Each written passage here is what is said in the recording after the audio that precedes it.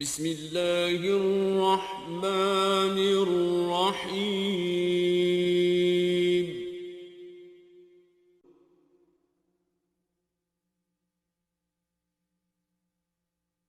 وَلَقَدْ يَسَّرْنَا الْقُرْآنَ لِلذِّكْرِ فَهَلْ مِن مُّدَّكِرٍ۔ تو پہلی شرط جو ہے وہ حضور قلب ہے۔ کیا ہے؟ حضور قلب کے بغیر نماز پڑھی جائے، نماز تو ہو جائے گی لیکن یہ نماز جو ہے یہ بلا روح ہوگی۔ اس نماز میں صورتاً تو نماز ہے لیکن روح کے بغیر۔ پہلی شرط کیا ہے؟ حضور قلب، یعنی پورا دھیان جو ہے وہ دل اور دماغ وہ سارا نماز میں رہے۔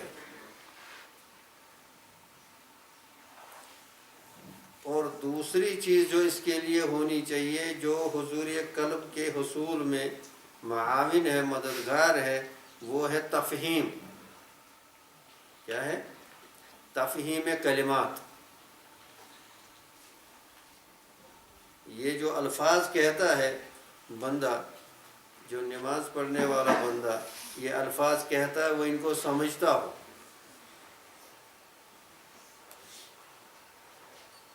پہلی کیا ہے؟ حضوریت، اور دوسری تفہیم۔ اب اس کو تفہیم کے لیے کیا کرنا ہے؟ تفہیم کے لیے کوشش کرنا ہے، لیکن یاد رکھو تنکشف اسرار کلمات القرآن فی الصلاۃ۔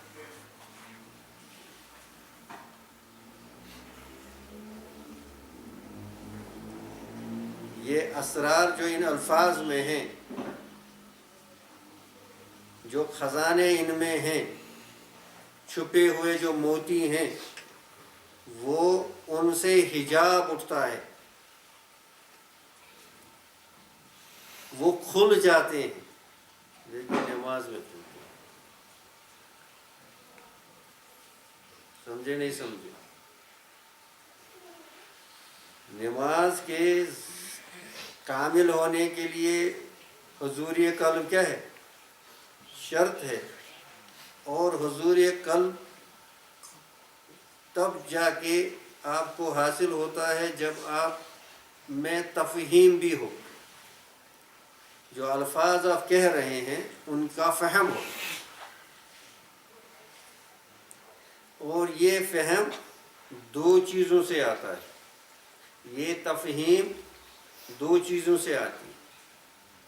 یہ جو عرض کیا جا رہا ہے یہاں، اللہ کے فضل سے جو عرض کیا جا رہا ہے، یہ اللہ کرے کہ ہماری سمجھ میں آ جائے۔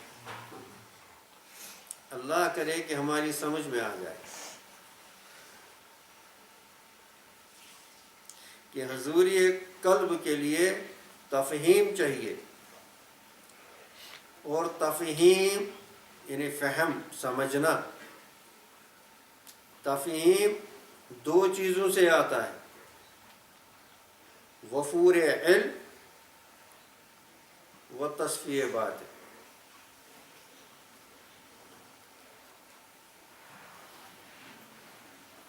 تفہیم، فہم صلاح، فہم سورہ فاتحہ، فہم قرآن، دو چیزوں سے آتا ہے۔ کن چیزوں سے آتا ہے؟ دو چیزوں سے آتا ہے۔ حضور قلب اگر سمجھتا نہیں ہے کیا پڑھ رہا ہے، کیا چیز ہے، کیا نہیں ہے، تو حضور قلب کا ہونا مشکل ہے۔ اور اب یہ سمجھ جو ہے اس کے مختلف درجات ہیں، اس کے بے انتہا درجات ہیں۔ ایک اس درجے کا سمجھتا ہے، ایک اس درجے کا سمجھتا ہے، ایک اس درجے کا، اور یہ درجات بے انتہا ہے جی۔ اور یہ تفہیم جو ہے، اس تفہیم کو سمجھنے کے لیے کیا چاہیے؟ وفور علم چاہیے اور تصفیہ باطن چاہیے۔ اپنے دل کو، اپنے قلب کو، اپنے روح کو صاف کرنا۔ ہر گندگی ہر نجس چیز سے اس کو صاف کرنا. جو خزانے قرآن میں ہیں، جو خزانے نماز میں ہیں، جو خزانے سورہ فاتحہ میں ہیں، یہ عجیب و غریب خزانے ہیں. یہ دنیا کے جو بھی چیزیں ہیں، دنیا میں جو بھی لذتیں ہیں، جو بھی خزانے ہیں، جو بھی کچھ لکشریز ہیں، یہ ساری فنا ہونے والی ہے، رہنے والی نہیں. کسی کے پاس رہنے والی نہیں، ان کا کوئی حصر نہیں. اللہ سے دوستی کرو، اللہ سے دوستی کرو. یہ سارا جھوٹا ہے، جھوٹ کا پلندہ ہے، نہیں رہے گا. یہ کسی کے پاس نہ رہا نہ رہے گا. یہ مت اپنی جوانیاں زندگیاں اس فضولیات میں ضائع کر دو. اصل کے طالب بنو اور دیکھو اصل کہاں ملتا ہے. اور اصل کو حاصل کرنے کے لیے محنت چاہیے، ہمت چاہیے، اور اللہ سے ڈرنا چاہیے. اللہ ولی الذین آمنوا، اللہ دوست رکھتا ہے ان لوگوں کو جو ایمان رکھتے ہیں. ان اولیاء الا المتقون، لیکن یاد رکھو اللہ کے دوست صرف وہی ہوتے ہیں، صرف وہی ہوتے ہیں جو تقوی اختیار کرتے ہیں، جو اللہ سے ڈرتے ہیں، جو گناہوں سے بچتے ہیں، جو گناہوں سے بچتے ہیں اور گناہوں کی نجاستوں سے اپنے دل کو، اپنے قلب کو، اپنے ضمیر کو گندا آلودہ نہیں کرتے. اگر وہ گندا آلودہ ہے تو یہ تفہیم حاصل نہیں ہوگی، تفہیم حاصل نہیں ہوگی، فہم قرآن حاصل نہیں ہوگا. میں بار بار کہتا ہوں، خالی کتابوں سے، خالی وفور علم سے یہ چیز حاصل نہیں ہوتی جب تک نہ اس کے ساتھ تقویٰ ہو، اخلاص ہو اور تصفیہ باطن ہو. تو پھر آپ دیکھیں گے کہ آپ جو ہیں یہ نماز کے، صلاۃ کے، اور یہ کیا کہتے ہیں ان کو، قرآن کے عجائب، یعنی یہ کبھی ختم ہونے والے نہیں ہیں. تو اسی لیے جو اللہ کے پیارے بندے ہوتے ہیں وہ ان کا جو ہوتا ہے یہ نماز ان کے کیا ہے، نزہۃ القاصدین. جیسے پچھلی بار بھی عرض کیا گیا کہ جو اللہ کے بندے ہیں جب وہ چاہتے ہیں کہ سیر کو چلے جائیں، جب وہ چاہتے ہیں دل کو خوش کریں، جب وہ چاہتے ہیں دل میں کچھ راحت ہو، تو وہ نماز قائم کرتے ہیں اور پھر سیر کرتے ہیں ان باغوں میں اور یعنی ان درجات میں جن کا ہم تصور بھی نہیں کر سکتے. وہ ان کو پوچھو، اللہ جن کو دیتا ہے. تو اب حضور قلب ہونا چاہیے اور تفہیم، اور تفہیم کے بعد ایک ضروری چیز جو ہے وہ ہے تعظیم. کیا ہے؟ کیا ہے؟ اللہ کی عظمت کا مراقبہ کرنا، اللہ کی عظمت اپنے دل میں بٹھا دینا. جس کے دل میں اللہ کی عظمت ہوگی وہ گناہ کے قریب نہیں جائے، وہ فضولیات کے قریب نہیں جائے گا. وہ اپنے دل کے اندر بھی برا نہیں سوچے گا کہ تعظیماً اللہ دیکھ رہے ہیں، سن رہے ہیں. اور نماز سے غافل بھی نہیں ہوگا اگر اس کے دل میں تعظیم ہوگی. جی، اور ایک چیز اور ہونی چاہیے کہ اس کو ہیبت ہونی چاہیے، خوف و رجا. اللہ کا خوف، اتنا خوف جو اس کو کیا کرے، گناہوں سے روک لے. اور اللہ سے امید کہ نا امیدی کے ساتھ عبادت کرے گا تو وہ نا امیدی کے ساتھ اس کو عبادت میں اس کو لازماً رجا بھی ہونی چاہیے. اور سب سے زیادہ اس کو اللہ جل شانہ کی حیا ہونی چاہیے. کیا ہونی چاہیے؟ اللہ جل شانہ کی کیا ہونی چاہیے؟ حیا ہونی چاہیے. جو گناہ کرتا ہے، جو وقت ضائع کرتا ہے، جو زندگی ضائع کرتا ہے، جو جوانی ضائع کرتا ہے، اس میں مطلب یہ ہے کہ حیا، اللہ کے حیا نہیں ہے، اس میں تعظیم نہیں ہے، ہیبت نہیں ہے، تفہیم قرآن نہیں ہے. تو اس کو نماز میں حضور قلب بھی نصیب نہیں ہوگا. یہ ساری چیزیں جو ہیں، عرض کرنے کا غرض یہ تھا کہ یہ اللہ نے سورہ فاتحہ کو صلاۃ کہا. قسمت الصلاۃ بینی و بین عبدی. اور آگے جو کہا وہ سورہ فاتحہ کو نصف نصف کر دیا. آگے کہا کہ اس کے بعد جو ہے وَلِعَبْدِ مَا سَأَلَ، جو میرا بندہ مانگے گا وہ اس کے لیے ہے. تو اس لیے بندے کو چاہیے کہ وہ ابراہیم علیہ السلام کی طرف کیا کہے، انی ذاہب الی ربی سیہدین. انی، جب تک یہ نہیں کہے گا ہدایت نہیں آئے گی. کیا نہیں کہے گا؟ انی ذاہب الی ربی. ابراہیم علیہ السلام نے کہا اپنی قوم سے. اچھا بھائی بیٹھو تو جو قوم جو معاشرہ دین کے خلاف ہے، جو قوم اور معاشرہ سنت کے خلاف ہے، جو قوم اور معاشرہ اللہ کے احکام کے خلاف ہے، اور ان کو بندہ مومن کیا کہتا ہے؟ آپ بیٹھو، انی ذاہب، میں تو چلا. بھائی کہاں چلے؟ الی ربی، اپنے رب کی طرف. سیہدینی، وہ مجھے ہدایت کرے گا. انی ذاہب الی ربی. تو اس میں ہم کیا مانگتے ہیں؟ اہدنا الصراط المستقیم. کیا مانگتے ہیں؟